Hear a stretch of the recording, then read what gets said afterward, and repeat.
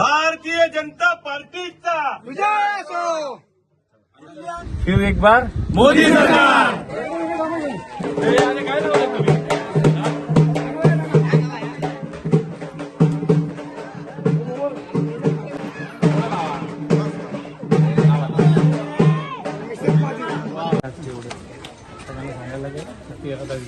जायचं नाही.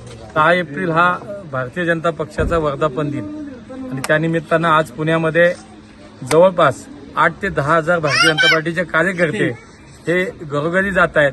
पुण्यातल्या प्रत्येक घरामध्ये जाऊन गेल्या 10 वर्ष मोदीजींनी केलेलं काम हे त्या ठिकाणी पोहोचवणं, मोदीजींचा नमस्कार सर्वांना सांगणं आणि आगामी निवडणुकीसाठी भारतीय जनता पक्ष म्हणून, महायुती म्हणून नागरिकांना आवाहन करणं, पुन्हा एकदा मोदीजींना प्रधानमंत्री करण्यासाठीचं आज प्रत्येक नागरिकांना भेटून, प्रत्येक पुणेकरांना भेटून भाजपचा कार्यकर्ता आज त्यांना विनंती करतोय, आवाहन करतोय.